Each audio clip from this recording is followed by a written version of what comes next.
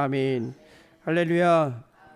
오늘 새벽에도 생명이신 하나님의 말씀을 들으시려고 거룩한 하나님의 전으로 나오신 여러분들과 또한 영상으로 참여하신 모든 분들 위해 하나님의 은혜와 평강이 있으시길 간절히 축원합니다.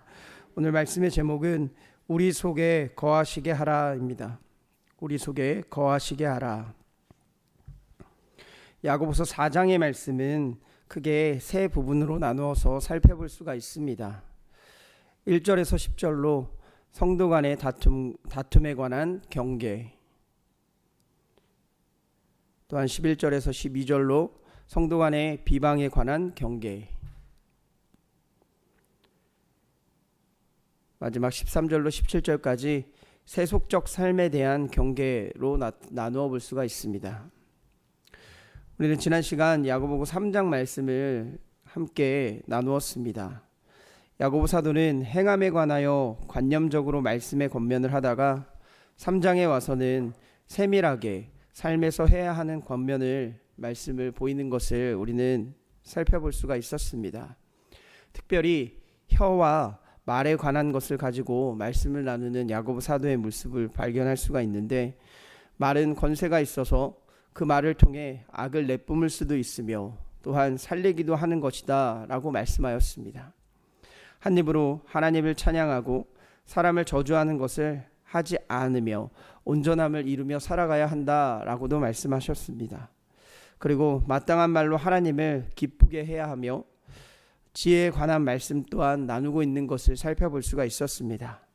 땅의 것을 지혜라고 하고 행함이 없는 것은 온전한 지혜가 아니었으며 참된 지혜가 아니다라고 말씀하면서, 참된 지혜는 하나님께로부터 나오는 것이고 위로부터 오는 것이 참된 지혜이며 그 안에는 하나님의 성품이 잘 나타나고 있다라고 말씀하는 것이 지난 시간 야고보서 3장의 말씀이었습니다. 오늘은 야고보서 4장 말씀을 살펴보려고 합니다. 다툼은 정욕에서 난다라고 말씀을 시작합니다. 우리가 구해도 받지 못함은 정욕으로 잘못 구하기 때문이다 라고 이야기하고 있으며, 세상과 벗이 되는 자는 하나님과 원수가 된다 라고 말씀합니다. 또한 교만한 자를 물리치시고 겸손한 자에게 은혜를 주시는 하나님께 복종하며 마귀를 대적하고 주 앞에서 자신을 낮추면 주님께서 우리를 높여주실 것이다 라고 말씀을 합니다. 그러면서 형제를 비방하고 판단하는 자는 율법을 비방하고 판단하는 것이며, 재판관과 입법자는 구원하기도 멸하기도 하시는 오직 하나님 한 분이시라는 것을 나타내고 있는 말씀이 바로 야고보서 4장의 말씀이었습니다. 그래서 우리는 이웃을 판단하면 안 된다고 말씀하고 있는 것이며, 허탄한 자랑을 하지 말며 그것은 악한 것이고 선을 행할 줄 알면서도 행하지 않으면 그것은 바로 죄가 된다라고 말씀하는 것이 야고보서 4장의 간략한 말씀이었습니다. 그렇다면 오늘 본문을 통해 우리 속에 거하시는 하나님이 계시면 우리는 어떻게 살아갈 수 있는지에 대한 영적인 교훈을 얻고 기도의 제목을 삼고자 합니다. 첫째로 하나님과 원수되지 말라입니다. 하나님과 원수되지 말라. 3장에서는 개인의 신앙, 인격의 미성숙으로 인하여 발생한 여러 가지 문제들을 염두에 두고 말의 올바른 사용과 마음의 생각을 바로 다스리는 참된 지혜를 소유함으로 신앙, 인격 성숙에 힘쓸 것을 교훈하고 있는 모습을 살펴볼 수가 있었습니다.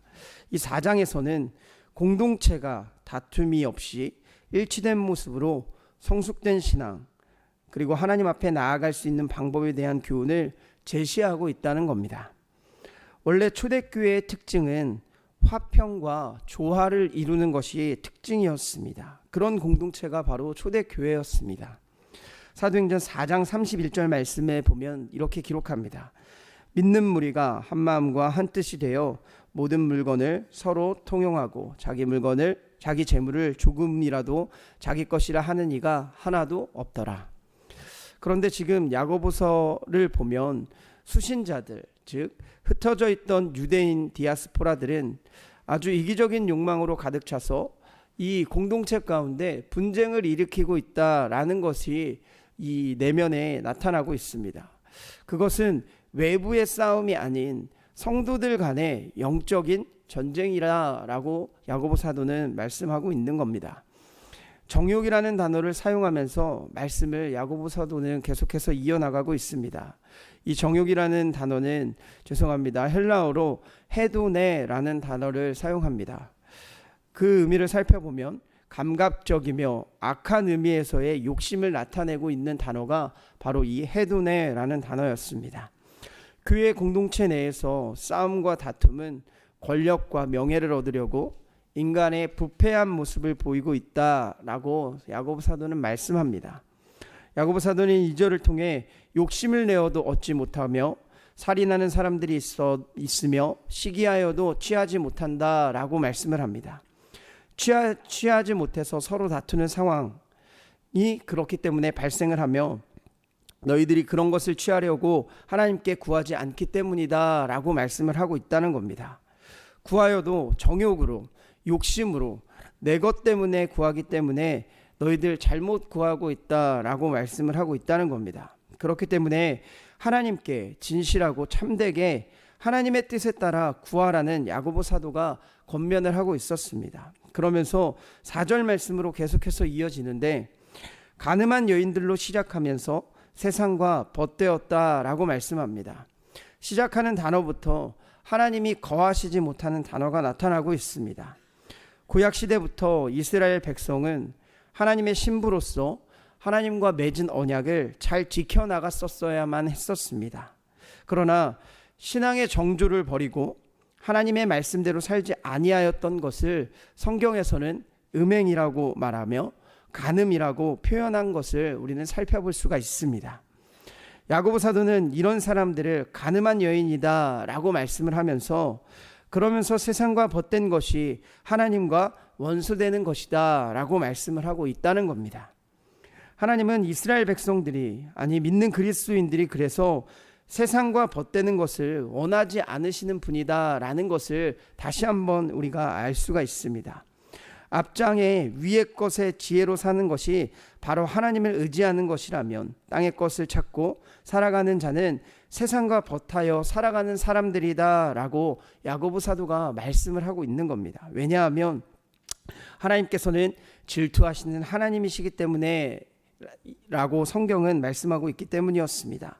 하나님은 하나님의 백성이 자신만을 사랑하고 자신만 의지하기를 원하시는 분이라고 분명히 말씀하고 계십니다. 사랑하는 여러분, 우리의 삶은 지금 어떠한 상황 가운데 어떠한 믿음 가운데 살아가고들 계십니까? 하나님은 우리 가운데 거하시기를 원하고 계시는 분이라는 것을 기억하시길 바랍니다. 하나님은 그런 우리가 세상을 벗하지 않고 하나님만을 온전히 사랑하기를 원하시는 분이십니다. 요한일서 2장 15절 말씀에 보면 이렇게 기록하고 있습니다. 이 세상이나 세상에 있는 것들을 사랑하지 말라. 누구든지 세상을 사랑하면 아버지의 사랑이 그 안에 있지 아니하니. 세상에 있는 것보다 하나님을 더 사랑하는 주님의 자녀들이 되실 줄 믿습니다. 우리는 세상보다는 하나님을 더 많이 사랑하고 그분을 신뢰하며 살아가야 되는 존재들입니다. 오늘도 주님이 우리 안에 거하게 하시기 위해서 원수가 아닌 하나님의 벗으로 하나님과 동행하시는 사랑하는 광림의 권속들이 되시길 간절히 축원합니다. 둘째는 하나님과 가까이 하라입니다. 하나님과 가까이 하라. 야고보 사도는 성령이 시기하게 하신다는 말씀을 하면서 6절부터 하나님과 가까이 해야 함이 복이다 라고 말씀합니다. 하나님께서 우리에게 더 큰 은혜를 주시는데 하나님께 은혜를 받은 사람이 어떤 사람이라고 말하고 있는가 하면 교만하지 않는 사람이다 라고 말씀하고 있는 것을 볼 수가 있습니다. 6절 말씀입니다. 그러나 더욱 큰 은혜를 주시니 그러므로 일렀으되 하나님이 교만한 자를 물리치시고 겸손한 자에게 은혜를 주신다 하였느니라. 야고보 사도는 잠언 3장 34절의 말씀을 인용한 것인데 잠언 3장 34절은 이렇게 말씀합니다. 진실로 그는 거만한 자를 비웃으시며 겸손한 자에게 은혜를 베푸시나니. 겸손한 자가 하나님의 은혜에 참여할 수 있으며 하나님께서 거하게 하실 수 있는 사람이다 라는 말씀입니다. 그러면서 7절에 그런즉 너희는 하나님께 복종할지어다. 마귀를 대적하라. 그리하면 너희를 피하리라. 하나님께 복종, 예전 성경에는 순복이라는 단어를 사용했었습니다. 이 단어는 죄송합니다. 헬라어로 휘포타게테네라는 단어를 사용합니다. 겸손하게 하여 온전한 복종을 할 것을 요구하는 단어였었습니다. 자기 자신을 하나님 아래에 두고 하나님에 대한 전인적인 복종을 하며 하나님의 섭리에 자신을 온전히 맡기는 자가 되어야 된다라고 말씀하는 단어가 바로 복종과 순복이라는 단어였습니다. 그러면서 야고보 사도는 8절로 계속해서 넘어가서 말씀합니다. 야고보 사도가 하고 싶어하는 말씀을 이곳에서 다루고 있는데 이렇게 말씀합니다. 하나님을 가까이 하라. 그리하면 너희를 가까이 하시리라. 죄인들아 손을 깨끗이 하라. 두 마음을 품은 자들아 마음을 성결하게 하라. 9절 슬퍼하며 애통하며 울지어다. 너희 웃음을 애통으로 너희 즐거움을 근심으로 바꿀지어다. 또한 10절에서 주 앞에서 낮추라. 그리하면 주께서 너희를 높이시리라. 하나님을 가까이 하는 자에게 하나님이 가까이 하여 주실 것이며 그들의 심령 속에 거하시겠다라고 말씀을 하고 계십니다. 여기서 가까이 하라는 헬라어 엥기사테라는 단어를 사용합니다. 엥기사테라는 단어를 사용하는데 하나님을 배반하고 세상과 버탐으로 하나님과 거리가 멀어진 현재의 세속적인 삶을 포기하고 하나님의 말씀에 순종하면서 살아가라는 의미를 담고 있다라는 말씀입니다. 그런데 여기서 중요한 것이 있습니다. 바로 상호작용이 있다는 겁니다. 내가 하나님을 가까이 할 때 하나님도 동일하게 가까이 나에게 나오셔서 우리와 함께하여 주시고 넘치는 축복과 은혜를 베푸시겠다는 약속이 있었다는 겁니다. 그러면서 마음을 성결하게 하라라고 말씀합니다. 세상 것으로 기쁘게 살아가는 것이 아닌 세상 것을 버리고 하나님께로 돌이켜라라고 말씀하는 겁니다. 그리고 다시 한번 겸손하게 하나님 앞에서 낮추는 자가 되어야 된다라고 야고보 사도는 말씀하고 있습니다. 사랑하는 여러분, 우리는 예수 그리스도를 믿고 제자가 되기로 결심을 하고 지금까지 살아가고 있습니다. 그런 우리가 갈망하는 것은 당연히 우리 마음 가운데, 삶 가운데 하나님이 거하시는 삶이 되는 것일 줄 분명하게 믿습니다. 오늘 본문의 야고보 사도는 낮추는 자, 겸손한 자, 세상이 아닌 하나님을 갈망하는 사람들에게 갈망하며 살아가는 사람들에게 하나님께서 거하시겠다, 은혜 베풀어 주시며 축복을 더해 주시겠다라고 말씀을 하고 계신 겁니다. 그러므로 우리는 매일의 삶에서 하나님과 가까이 하는 삶을 살아야 합니다. 하나님께 가까이 다가가서 하나님의 가까이 하심을 누리며 살아가야 한다라고 말씀하고 있습니다. 시편 73편 28절 말씀은 이렇게 말씀합니다. 하나님께 가까이 함이 내게 복이라. 내가 주 여호와를 나의 피난처로 삼아 주의 모든 행적을 전파하리이다. 오늘도 하나님과 가까이 하셔서 하나님이 주시는 참된 복을 누리며 살아가시는 사랑하는 광림의 권속들이 되시길 간절히 축원합니다. 끝으로 선을 행하라 입니다. 4장의 마지막은 참된 믿음을 소유한 사람들이 보여야 할 표징에 대해서 말씀하고 있습니다. 믿음은 지식이나 이론이 아니라 성도의 실제 삶에서 행함으로 드러나야 한다라고 말씀합니다. 야고보 사도는 성도들 간의 다툼에 대해서 경계하고 그 다툼 해결을 위해 구체적인 방법을 제시하고 있습니다. 비방을 금지하라라는 것이었습니다. 11절 말씀입니다. 형제들아 서로 비방하지 말라. 형제를 비방하는 자나 형제를 판단하는 자는 곧 율법을 비방하고 율법을 판단하는 것이라. 내가 만일 율법을 판단하면 율법의 준행자가 아니요 재판관이로다. 당시의 교회 공동체 안에서 다툼과 싸움이 일어나고 있음을 전제로 야고보 사도는 형제들을 비방하지 말아라 라고 말씀합니다. 이 비방은 다른 사람을 대적하여 말하는 것을 의미하고 있습니다. 그러면서 비방하지 말라 해서 끝을 맺는 것이 아니라 야고보 사도는 하나님의 주권에 대해서 말씀하고 있다는 것을 우리는 살펴볼 수가 있습니다. 율법을 비방하고 율법을 판단하는 것이 형제를 판단하는 것이다 라고 말씀을 합니다. 율법에는 형제를 사랑하라 라고 명시하고 있습니다. 그렇기에 율법을 대적하는 것이 되며 또한 자기 자신을 율법 위에 두게 되는 것이 바로 형제를 비방하는 것이다 라고 말씀하는 겁니다. 그런데 이 율법을 주신 하나님을 비방하는 행위, 그것이 바로 율법 위에 있는 자가 된다는 것인데, 이 율법을 만드신 분이 하나님이시기 때문에 그랬습니다. 그런 하나님을 대신해 자신이 그 위에 있게 되면 바로 하나님의 주권을 침해하게 되는 교만까지도 갈 수 있기 때문에 형제를 비방하는 것을 하지 말아야 된다라고 말씀한다는 것입니다. 그래서 성도의 말과 행동은 모두 달라야 되는 것입니다. 하나님을 모르고 살아가는 사람들과는 궁극적으로 다른 삶을 살아야 한다라는 겁니다. 그래서 세상 것은 영원하지 않다는 것을 이 야고보 사도는 계속해서 피력하고 있습니다. 13절에서 15절 말씀입니다. 들으라, 너희 중에 말하기를 오늘이나 내일이나 우리가 어떤 도시에 가서 거기서 1년을 머무며 장사하여 이익을 보리라 하는 자들아, 내일 일을 너희가 알지 못하는도다. 너희 생명이 무엇이냐? 너희는 잠깐 보이다가 없어지는 안개니라. 너희가 도리어 말하기를 주의 뜻이면 우리가 살기도 하고 이것이나 저것을 하리라 할 것이거늘. 누가복음 12장에도 곳간을 넓혀서 더 많은 곳간을 쌓아 부를 얻으려는 계획을 세웠지만 결국 그날 밤 하나님이 데려가심으로 자신의 계획을 실행하지 못했던 부자의 예화가 나타나는 것을 우리는 살펴볼 수가 있습니다. 이것이 의미하는 것은 우리의 인생이 안개처럼 허무하기 때문에 내일에 대해 아무 계획하지 말라는 말씀이 아니셨습니다. 나의 삶이 너무 분주한 나머지 인생의 주인이신 하나님을 잊고 자신만을 위해 살아가는 것은 어리석은 일이다 라고 말씀을 하는 것이 바로 이 부자의 비유였습니다. 그래서 지혜로운 성도는 인생의 경영이 전적으로 하나님께 달려있음을 믿는 자들이었습니다. 그런 자들에게 하나님께서 거하시는 축복이 임하게 된다라는 것입니다. 그리고 야고보 사도는 끝을 맺고 있는데 17절 말씀에 이렇게 말씀합니다. 그러므로 사람이 선을 행할 줄 알고도 행하지 아니하면 바로 그것이 죄다라고 말씀합니다. 사랑하는 여러분, 선을 아는 것으로만 끝내지 않으시길 바랍니다.